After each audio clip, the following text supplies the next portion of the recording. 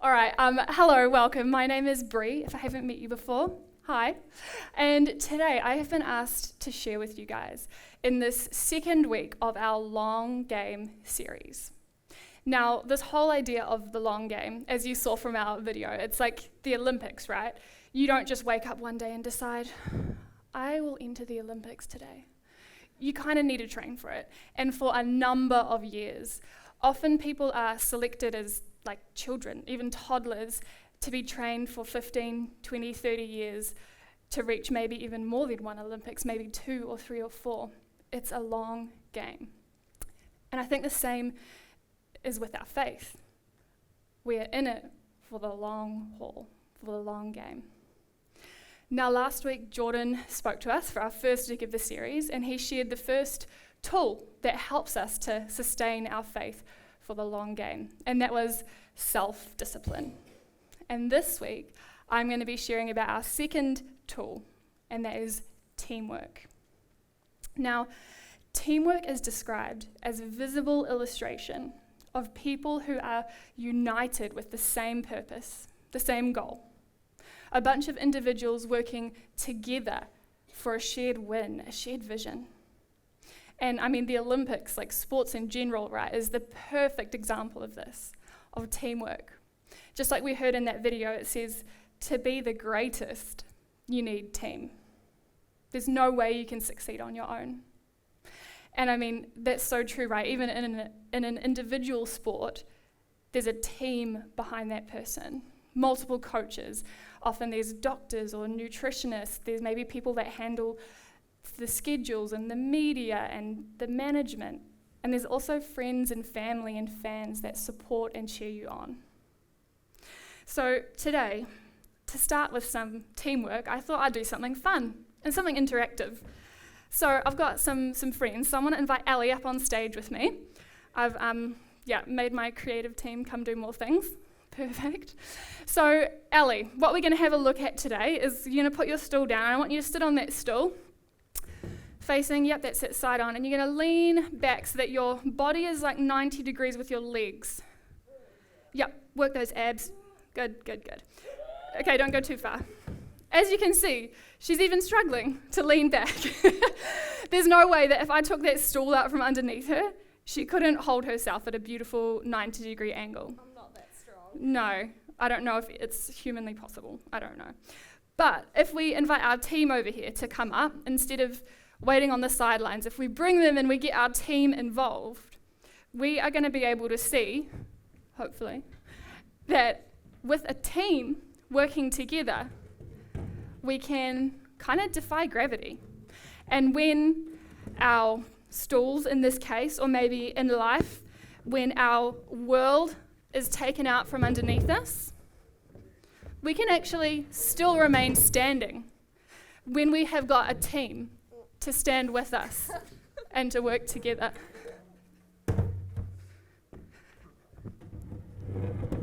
Can we give them a round of applause? Now, I can give you guys a little hand to get back up here, shall we? There you go. All right, I think we can just get back up, maybe with some more teamwork though. If I only give you 2 stools to have back. Oh, perfect. How good is that?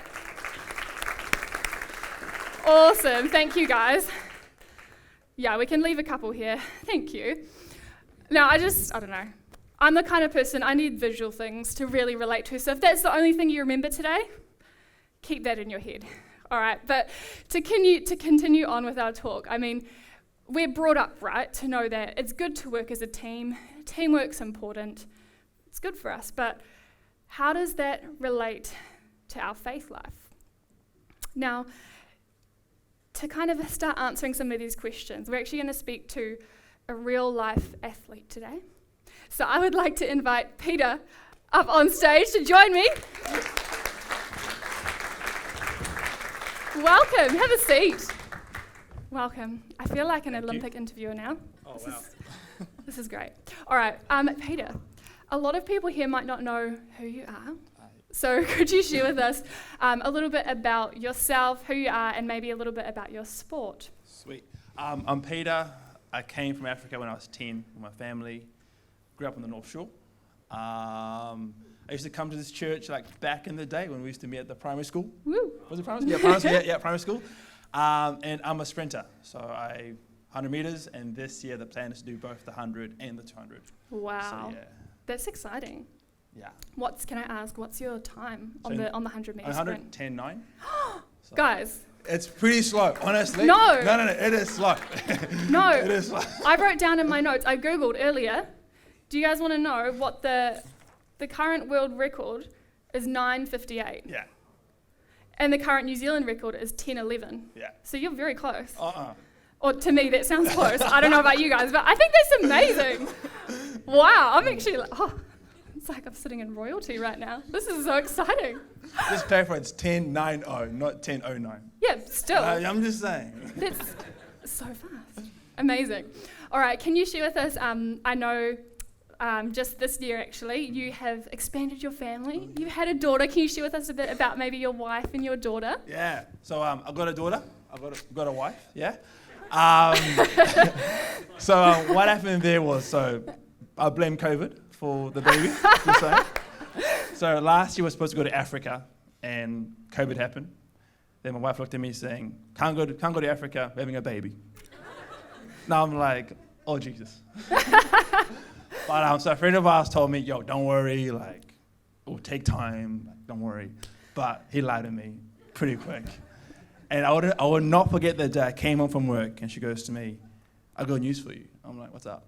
She goes, "Look at this." And it was sort of like a card with a little, like, "You're a dad," but me being me, I was like, I don't get it. She goes, "You're going to be a dad." And like, there was two parts of me was like, oh my gosh, I'm excited. And oh my gosh, not now. Like, I've got a list and that's down here, not up here, down here. So yeah, but then like, I knew baby's coming. I got 9 months to get myself ready for it. And I would forget like on the 22nd of January when I held it in my hands, like I was so excited, nervous, happy, and in love with this thing in my hands. And then now I just love her, right? I just love it a bit. It's like, she's the best. She's the best. Well, I don't know. I'm sure you guys will agree, but she looks gorgeous. Look at that. So beautiful. What a lovely family. Yeah. And so with your training, so how long actually have you been sprinting? Have you been doing athletics? 4 years. So 4 years. Yeah. Nice. And I see you're wearing a New Zealand blazer. Oh, yeah. So this is not my blazer, okay. But just to clarify. But the story behind this was I used to be trained. So one of my old coaches, sadly he got sick, and he sort of like left the sport, or he sort of took a step back. But he was the one that he picked me, like my first time at Millennium, he saw me training, and his philosophy was, I'm not a poacher. I don't poach athletes from other coaches. But he saw the coach that I was with, and he was like, I saw potential in you from the moment I saw you, but because you were with that coach, I didn't want to poach you. So I was just sitting on the sideline waiting for you to come to me. And it wasn't until last year that pretty much I was like, I need a coach, because my coach last year just left the squad, like out of the blues. Just one day, we saw on Instagram saying he's in Ireland. We're like, guys, Cool. What do we do? And maybe I was like, I need to find a coach. And lucky enough, I had his number saved on my phone. I said, yo, I need a coach. And we linked up. And through the training, he became like a father to me. He spoke not into my training, but also my athlete as a whole. Like he said, don't boast, don't be a big ego. Like be yourself, but don't be a big facade. But also spoke into my whole marriage as well, like about being a father, being a husband. And then one day I surprised him because he lives in Thames. So I surprised him, went down to visit him. And then we were like in his garage, rummaging through the stuff, and he saw this jacket. And this jacket has been around the world because he used to like travel competing. Wow. He competed in India, I think it was India, Australia, some other places. And he saw the jacket, looked at me, and he goes, I feel like this is me passing on to you. Wow. And I've been trying to find an occasion, like, when can I wear this jacket? Like, I just can't wear it for wearing it. Like, there's so much to it. And I'm like, I'll wear it today, just honor him. Perfect. So, yeah. And I mean, you can share that story as well, which is, that's the beauty of it, right? Mm-hmm. Oh, that is awesome. So what's kind of involved, like training-wise, for you? What's your schedule like? So last year was quite, like, before baby, like training was so easy just because I had time. And my wife understood, okay, Pierre needs to train, so we'd always make sure that there was time in the day for me to train. So last year I would start, I'd be in the gym at 5:30, then go to work, then after work, go to the track and meet up with the coach and do stuff there. So now having a baby, both myself and my new coach and my wife, we all had a massive chat. And so I'm still doing the 5:30 a.m. starts, that's for the gym, but also on a Tuesday or Wednesday I do a 4:30 start. Woo.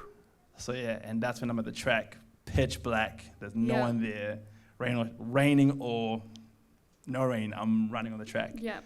And then on Saturdays when I have a chance to meet up with my training buddy, we both meet at Millennium, and because my coach can't travel, he'll send us the program, and and be like, just film yourself, I'll critique, and then that kind of stuff. So wow. Man, that's full on. Oh yeah. But it's fun though. It's fun. I love it. Good. I'm glad. Well, it makes sense. Yeah. So within this, we're speaking today about teamwork, and I mean, you've already shared a little bit about your coach and even how much of a supporter, obviously, your wife is with this. Especially now that you have this new coach, how does that really like make a big difference for you in your sport? Like it's sort of like Formula One. Like all you see is the driver, but you forget that behind the driver there's mechanics, there's people like watching everything, and that's the thing about the team that's so important to me. Yeah. So example, like so my physio, for example, like so I'm quite prone to Achilles injuries, and for the last 3 years, like my sprinter career has just been absolute torture just because of my Achilles. And if it wasn't for her, I reckon I would have given up as well because of just the pain. But she had to watch a lot of videos of me running and examine why is his Achilles flaring up. Yep.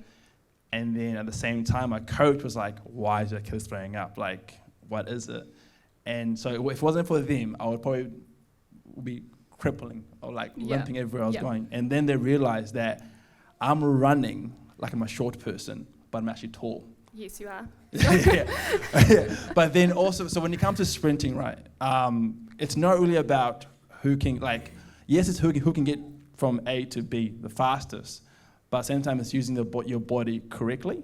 So example, if someone short was running, you will see their feet going faster. Yeah, this makes sense. Yeah. Well, for someone tall, your job isn't to really go fast, but to go slow and allow your stride. Yes. That's why if you look at Usain Bolt running, you're like, how's this guy in front already that quickly? It's because his stride is 3 meters.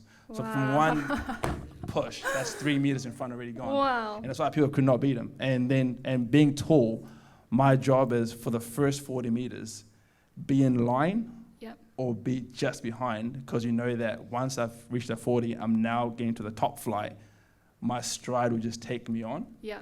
And that's the thing, like last year is when we realized, oh my gosh, you're running like you're short. Wow, and it took a whole team to figure that out for you. Yeah, and that's it. So then now whenever I'm running, like, so I'm like my training buddy, there's some days he'll be like, yo, don't race me, because he's short. Yeah. So if he sees me trying to like rush, he's like, yo, slow it down, like slow it down. Wow. We're not racing, like focus on your stride, just elongate yourself. So yeah. Wow. So team's very important for me. And also just when it comes to like my wife, for example, just for her to understand how big this is and for her to know that, okay, I gotta take most of the family stuff at home, knowing that Peter's a trainer. So example, like, so 5:30, I'll be getting changed, go to the gym, baby's awake. I naturally want to go get the baby, but then my wife's like, I got it. Oh. Or like, even so this week I was at the track at 3:30. She rang me and I was like, "You all right?" She goes, "Where are you?" "I'm at the track." She goes, "Why?" I'm like, "Well, I had energy, so I'm down here early." And I'm like, "Why are you up?" "Oh, baby's up." You know, just knowing, like for me, like knowing that she's sacrificing herself so I can do this is just, again, another big support for me. Yeah. So yeah. That's incredible. And so just a final question for you. We're speaking about team in the context of faith today, and I understand you're a person of faith as well. How does that translate to your faith? Okay, it's a long story. So I didn't choose track. I was keen for rugby. That was, my mindset was rugby. And how that began was I used to work for Invacare. They're based out in South Auckland. And a guy there used to coach the Auckland, I think it was under 21s team. And we played touch together, and he goes, dude, like, you got mad skills. You should come play rugby. And I'm like, huh? No, like, I'll die. He goes, no, just come play rugby. Just jump on the wing. Just, your job is don't go into the middle. If you're scared, just run it out, or just go to the ground. Just don't sidestep it. I'm like, oh, yeah. Run away. So I was like, yep, sign me up. I'll come down. So I went down, and then started enjoying rugby. And I was like, oh, it's not a bad sport. I can handle it. And I asked him, what's the next step? So what's the next step for me to go to elevate my game? Like, I want to go pro in this. Let's check it out. And he was just like, okay, well, you need to go to the North Shore and play there. I'm like, why? He goes, well, Auckland is a big pool. North Shore is quite a small pool. So you got a bit of chance there. I'm like, okay, sweet. Actually, to go back, I had a friend of mine pray for me when I was stuck between go back to uni, finish my 1-year degree, or pretty much go this rugby route. And uni just rang me telling me, you need to come back now if you want to do the 1 year and finish it, or if you don't come back now, you have to start the whole program again. So I was stuck in a dilemma. Yeah. A friend of mine prayed for me, goes, I feel like the Lord's telling me, you pick and who honor the next step. Yeah. You just got to pick. So I was like, my mind's saying me the safest option is go to uni, get a degree, you're guaranteed a job. But then if I go this down the rugby route, it's an unknown territory. But I had a sense, you know what, God's calling through this, let's just go with this, and let's just see where it takes me. So then came to North Shore. Then my wife was my girlfriend then, her brother-in-law played for Takapuna. So I was like, I got a link. I'm like, so I met up with him, like, can you play rugby, Takapuna, let's do it? He goes, yeah. Met the team, loved them. So then literally the week before season start, ACL blew. ACL gone. No. And I was devastated. I was like, I sacrificed uni for this. What's the next step? So I met my physio. She was like, okay, you're after the ACL. Pretty much you got the surgery route or the rehab route. If you go the rehab route, you increase the chance of arthritis at a young age. Surgery, it's healed, yes, but you will get arthritis at a later stage in life. But also it does mean that your other knee might blow out because of the rehab. I'm like, sweet, surgery, let's do it. Did surgery, and throughout the whole entire time, I was like, was it the right move? Was this the smartest move? Yeah. And so I was in a big place of doubt, just doubt. And then one day I was at the gym, I see a black guy. And Africans being Africans, we're like, yo, how you doing? Doing good. I asked him, what do you do? He goes, I'm a sprint coach. I'm like, straight up. I'm like, dude, I just had ACL surgery. I need to get my speed back for rugby, because I was all set for rugby. And he goes, okay, well, I'm a track coach. Come to the track, we'll link up, and we'll get your speed back. I'm like, sweet, safe.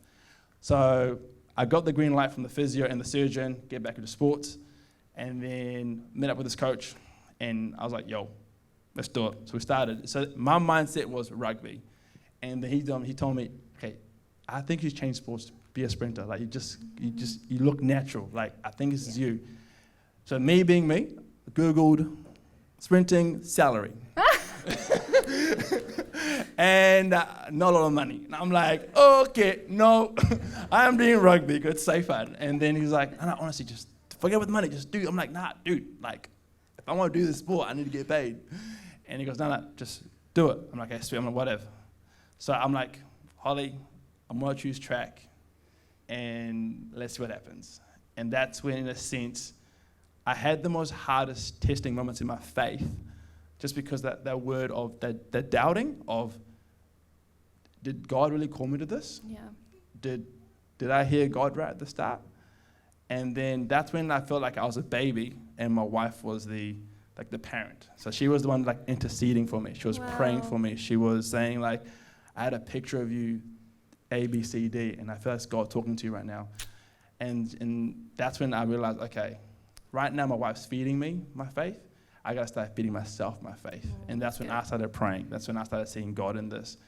And what's funny is, like last night when I was talking about this question with my wife, I realized the most easiest thing as a Christian is to say yes to God. Because all you do is just put your hand up, say the prayer, and you're saved. The most hardest thing is to, like Peter, step out of the boat and start walking in the water. And even though you look back, it's safer back there. Man, I was safe on that boat. I'm now out in the waters. And that's where I feel like I'm at right now. I'm out in the waters. I'm trusting God. There are times, for example, when my first coach, he left, I'm like, God, what now? And that's when, like, honestly, it's a miracle. A new coach stepped in, and then I had a chance to work with, like, top-level athletes. I had a chance to meet Izzy. And I was like, ah! And then just to be in his presence and also just to see what it takes to be in that level, that then inspired me, that then put this massive, like, okay, I got to elevate my level.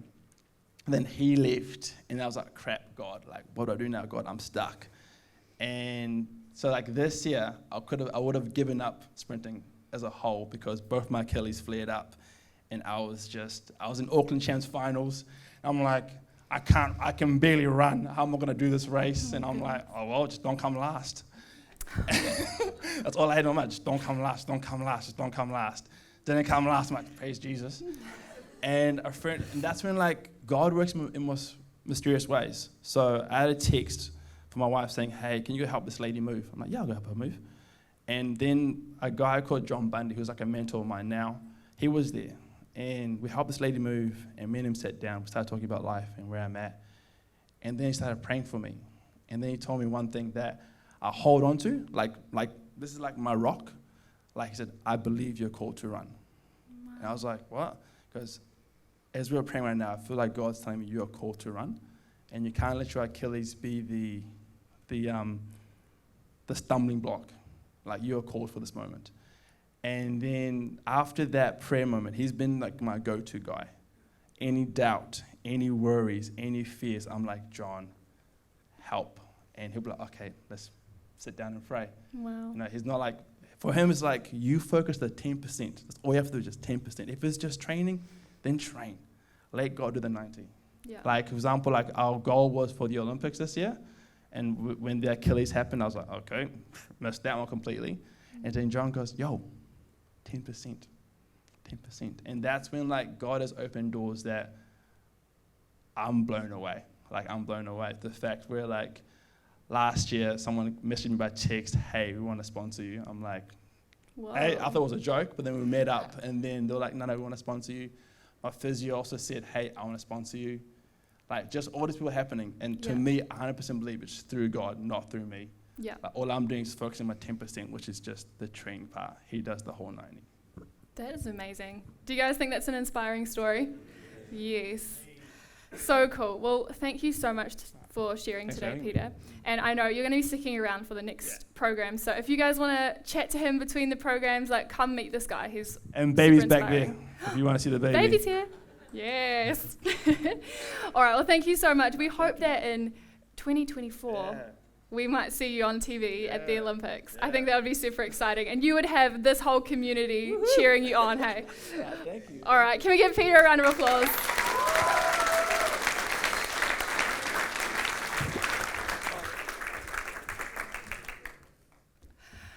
I think it's easy to see, right, how much of a support team is in our faith. Like Peter was sharing, it wasn't just him kind of going through life alone, but he had his wife being like a prayer warrior for him. He had a mentor speaking wisdom into him. He had teammates and people he met at the gym kind of being instrumental and standing shoulder to shoulder with him through his journey.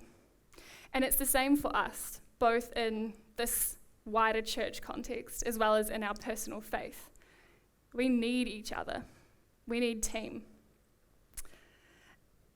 I want us to imagine if we were this community that was so sold out for one another, for the team. I think it would be life-changing. Imagine if we saw the tasks that no one else wanted to do, but because we're part of the team, we jump in and do them.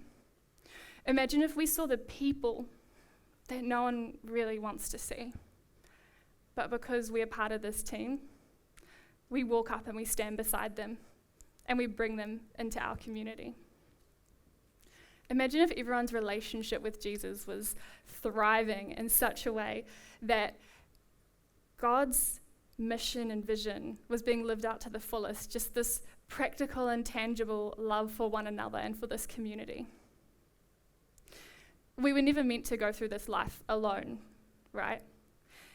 Back in the beginning of this world when God created everything and he made man, but then he actually stopped, and even before sin entered the world, he said, it is not good for man to be alone.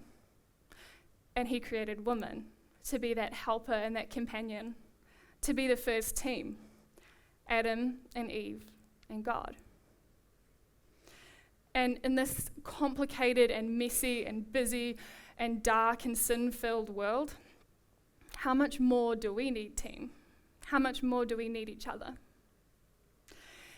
In this book called Ecclesiastes, it's a book right kind of in the first half of the Bible, and it's known as a book of wisdom. And it says this in chapter 4, 2 are better than 1, because they have a good return for their labor. If either of them falls down, one can help the other up. But pity anyone who falls down and doesn't have anyone to help them up. No one gets to the Olympics alone. No one goes through faith alone. To accomplish great things, we need teammates to pick us up, to support us when we fall down, and for us to look for opportunities to do the same for each other. We need this, not only in this big context of church, but within our own smaller circles. We need team. So who's in your team? To finish, I just want to share a quick story from the Bible, and this is from the book of Daniel, which Jordan actually spoke from last week, and I'm going to summarize it quickly. Basically, this group of people called the Jews, they had been captured and they were being held captive by this other nation called Babylon, and Babylon's like the bad guys, okay? And the king of Babylon, Nebuchadnezzar, he decides that he's going to build a giant big gold statue that probably looked a lot like him, so that everybody could worship that statue, and that would be the new god. No one could have any other gods. And he said, when I play some music from my band, everyone, you all have to drop to the ground and bow down to my statue, to me. And so the music played. Everyone quickly bows down because no one wants to make the king angry, except for 3 guys. These 3 Jewish guys, did not bow.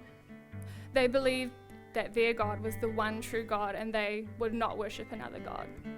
So they stood shoulder to shoulder and didn't bow to this king of the world. The king was told about this by some of his officials, and they said to him, hey, king, there's like 3 guys that are not bowing. They're disrespecting you. You cannot allow this. And so the king says, okay, yep, that's right. What are we going to do? And so these guys are saying, do you know what? You need to make an example of them. They should actually be killed. You know, we have that big fiery furnace over there. They should be put in the fiery furnace. Make a lesson of them. So the king says, okay, cool, good idea. And so he says, he gives one more chance to these 3 guys. And he says to them, guys, you've got one more chance. When the music plays, please bow with everyone else, worship my golden statue, and then you'll live. Otherwise, if you don't, you're going in the fiery furnace. Now what the guy says is pretty incredible, because they speak back to the king and they say, we believe our God is the one true God and we won't worship any other gods. We won't bow down to your God. We believe, actually, that he can save us from the fiery furnace.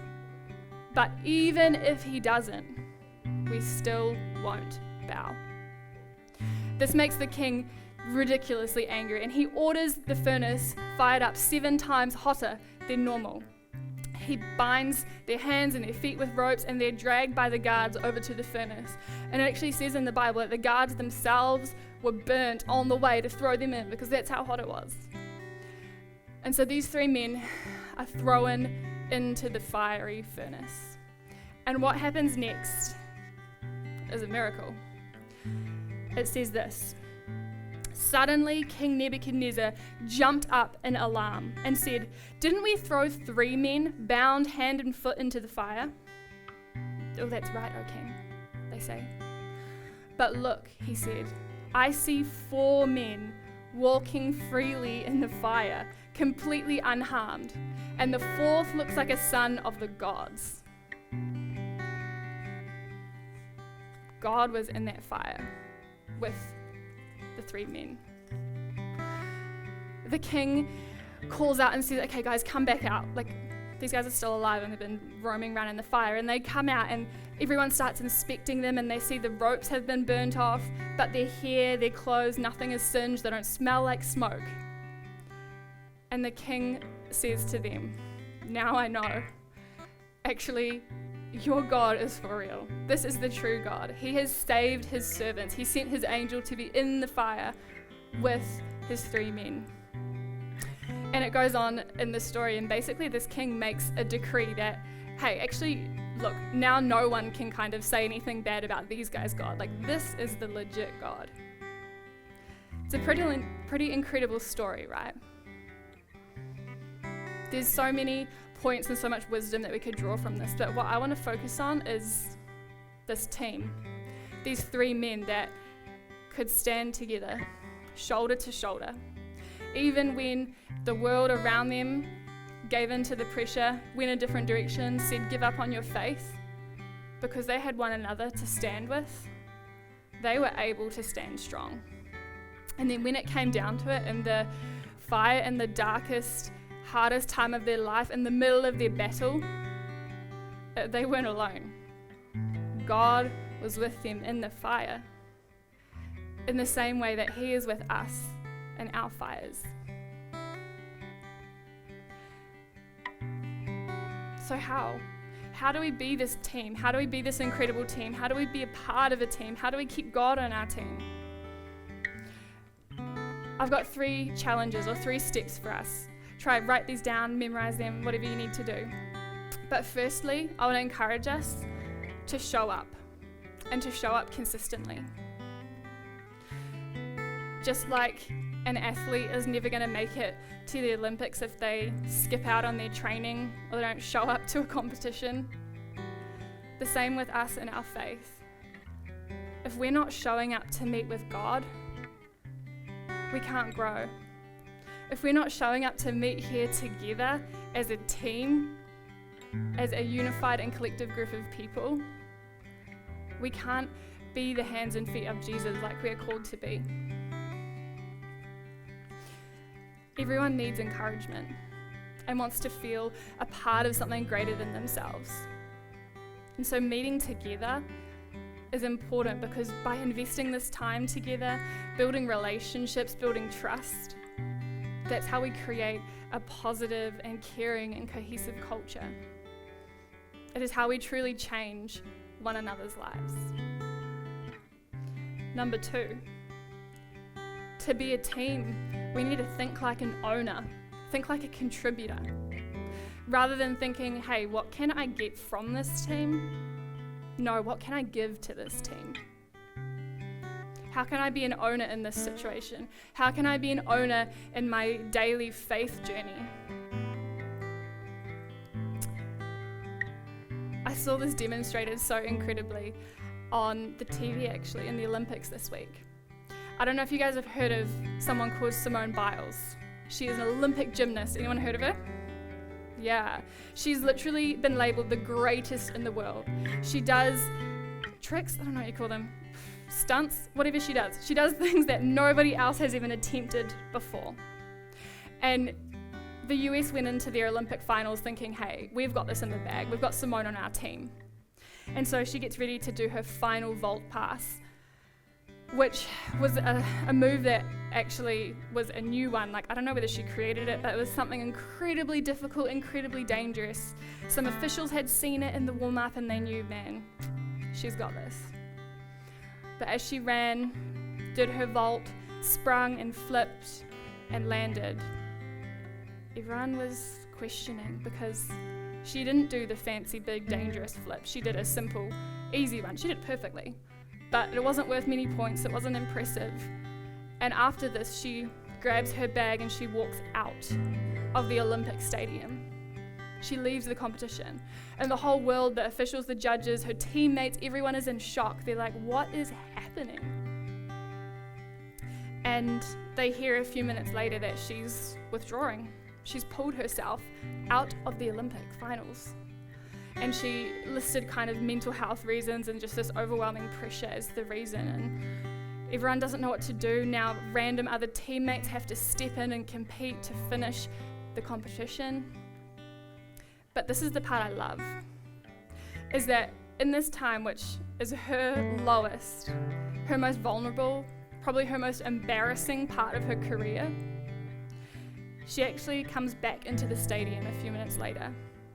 You can see she's kind of resolved to what's happening, and she stands shoulder to shoulder by her teammates, and she starts to clap and cheer and encourage them and yell for them and high five and hug them when they do something awesome.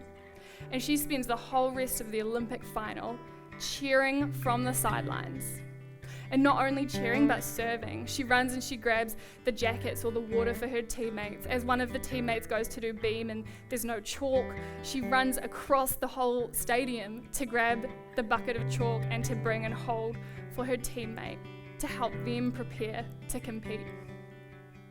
The greatest in the world became the biggest cheerleader and the biggest servant in that moment.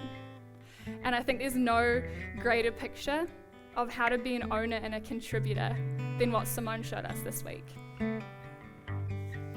And finally, let's keep asking. Is God on our team? Have we asked him, have we invited him to be part of our team?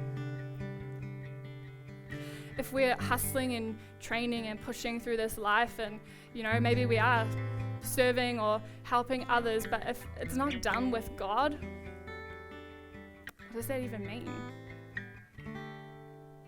God has the power to be each and every aspect of our team. He leads us like a coach does. He can be our healer like a physician. He's our biggest fan. He's our Simone to encourage us and to cheer us on and to serve us. He's like our family to bring us support and peace and connection in the times of pressure and stress. And he's our actual physical teammate to stand there with us in solidarity, shoulder to shoulder, going through the fires, going through the battles alongside us. Is God on your team? We're going to finish today by singing this song. It's literally called Another in the Fire, and it's written about the story of the 3 men who were thrown into the fire. And as we sing, I want you guys you can just stay seated, listen to the words, close your eyes, sing along, I don't mind. But use this time to really reflect, to ask God to be in your team, to remember how he has been there with you through the battles, to ask, how can I show up for this team? How can I show up in my own faith journey? And how can I be an owner and a contributor where it really, truly matters?